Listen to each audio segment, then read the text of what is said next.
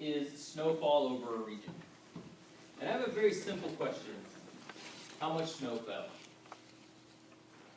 Now, you guys are smart enough now to know there's a difference between a simple question and a simple answer. It's very hard to figure out how much snow fell in this given region. So here's what we do. We map it off into grids, right? As if we're searching for a lost person or something. So this rectangle right here, we're going to call this the 1-1 grid. So in other words, this is, in terms of ij, xij, this is x11 in here somewhere. So the question is, if I want to determine how much snow fell in this region, where do I look? The star stood for, would I look down here? So look up here. Over here, here, here, here, here, here, here. You see where I'm going? Where are we going to look inside this region? That's the xij. We need to pick some point inside each one of these rectangles to look at the snowfall, to walk out, put my ruler in the ground, and say, okay, I'm going to say 4 inches of snow fell for this entire rectangle. What we've decided to do with this picture is we're saying, okay, we're going to take the middle of each rectangle and say that's how much snow fell in that area. So for the 1-1 square right here, what's the height of the snow that fell in that area? 0. Sure. We'll go with 0.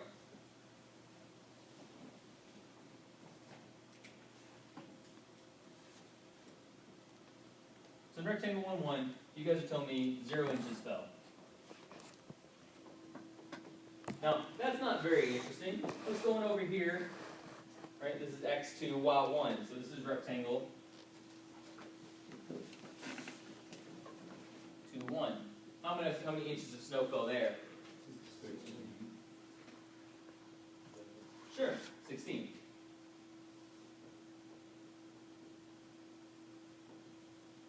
So how much snow fell in rectangle 2-1? That's how much, that's the height of the snow. How much cubic snow am I looking at on the ground? 16 Times the area of that rectangle. So, how much snow?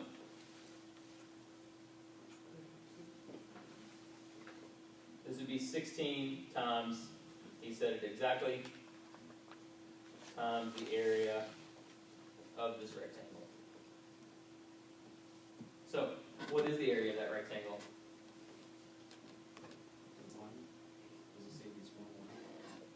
Well, no, it's 388 No, divided by... this is the region, right? So I send him to go check out the snow in 1-1. I send him to go check out the snow in 2-2. He's going to go check out the snow in 3-1. I think I got it backwards because I go 3-1, right? And then you're going to go check out the snow in 4-1. That's not the same as the area. That's where we find it on the map. So what is... 388 divided by 4 times 276 divided So by 4. 388, there's 388. This isn't labeled on your thing. You may want to go ahead and add it. This is in fact 388 miles. So 6,693 miles is the area. Where am I at? This one right here. So this is 97 miles. Say that last part again. So for total, because you come out with 97 times 69, so it's 6,693. Not quite. So this is 69 miles, right? Right. How much snow fell? Oh, times 16. So, Not times 16, oh, right, because that's an inch. because that's in inches. So let's hold off on this, right? Because let's stop doing all this multiplication for just a second. Because, Cancellation. yeah, we're going to use some speed to get this done, right? Because what's going to happen, if you look, this is exactly the formula that I had on the board earlier, right? The volume of snow that falls. In our case, we're going to walk across, we're going to let x run from 0, or I guess, make it easier. We'll go 1, 2, 3, 4. We go over 4 blocks. We're going to go up 4 blocks. We're going to find the volume of snow.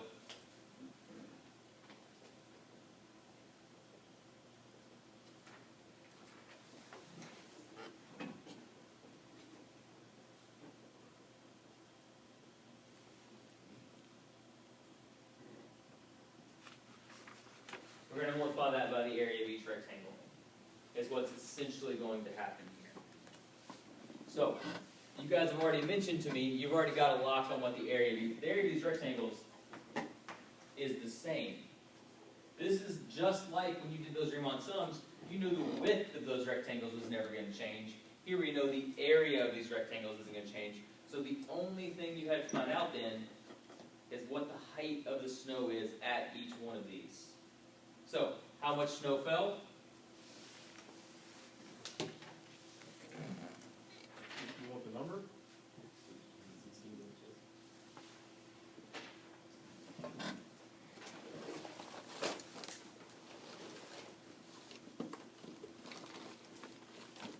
Sorry, I'm kind of restricted to this one tiny sliver of board.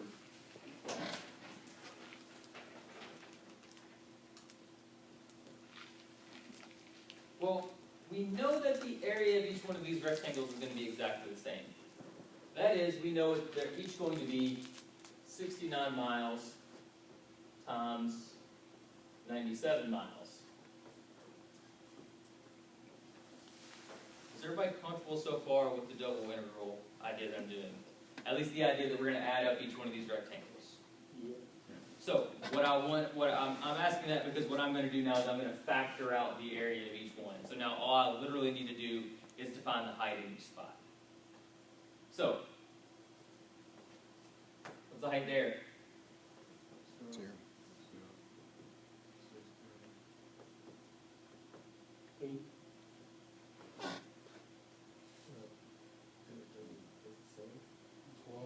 That's why I pulled up the color version. You had to be able to use the grid.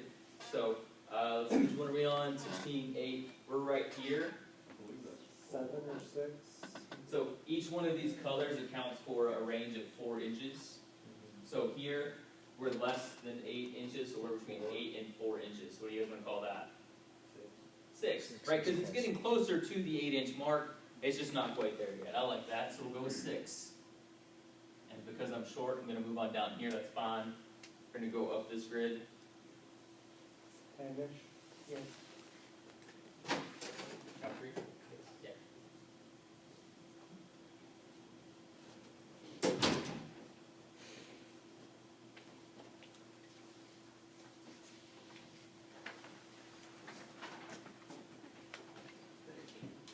So, what do you guys want to go with here? Looks like 10. 10? Wait, right there? No, that's, Yeah. yeah, it's still It's Oh, gonna 0. sorry, halfway in 0, 4. So, Two. 4. What next? Right here. What do we got? 28. I'm good with that. All right, this is just a rough estimate. 20, so 17. Sure. 18, somewhere in there. You two fight to the death over it. It's good to hang 18. Okay, what we got here? 11. 11. Does everybody see what's happening here? Okay, I'm going to go ahead and just write the rest of them on the board. Are we comfortable with that? It is going to be very hard for you to read this alternating shades of gray on the image provided for you, but you can do it. Remember, this is just a rough estimate. So when I had to read this, the rest of the numbers I chose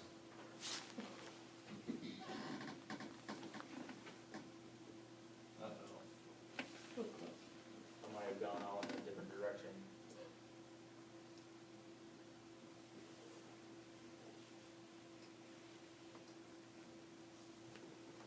I think I might have gone up and down. I can't tell. It doesn't really matter. I just don't want you guys to get two different sums when you go about to do this.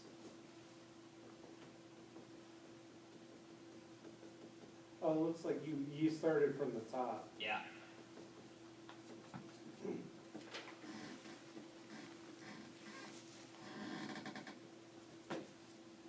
So do you always start in the middle? So the asterisk always starts in the middle? No. That's what the asterisk means, is that you could do it anywhere. You could put I could have tested all of them in the lower corner if I wanted to. Right? Just like you could have used left endpoint, right endpoint, midpoint. It just has to be consistent. It's just be consistent. Well, even then it doesn't have to be, right? You just have to pick a single test point.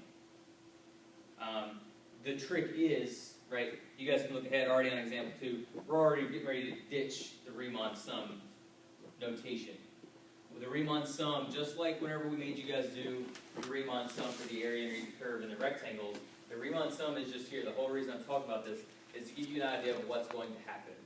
The double integral is going to do this work for us. It's going to say, okay, go all the way x, let x go from 0 to 38 and slice it up in infinitely many parts.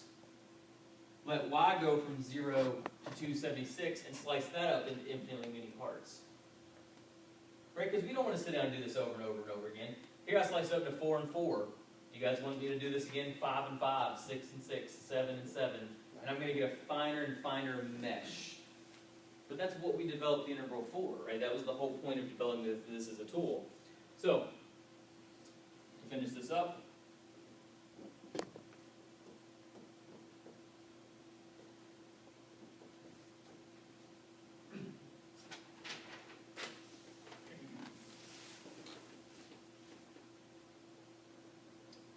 We have to multiply that by how many miles are an inch.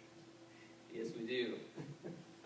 So, Which is, like I warned you guys, I'm not that far ahead of you, so, 5280 times 4. oh no, I'm adding these up. no, but You are right. it's miles an inch. It's 5280 feet on the, well, It's like, 63,000 inches. that's like 1.5. Who cares? You guys are thinking about it way too hard. Right? This is why we have paper. 12 inches in 1 foot. 5,280 feet in 1 mile.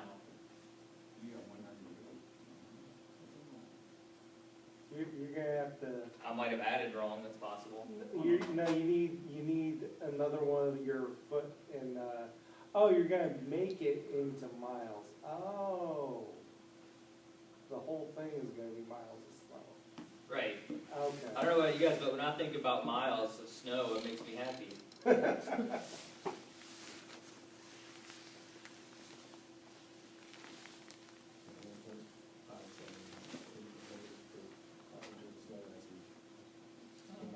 Say about 20.1 miles cubed snow.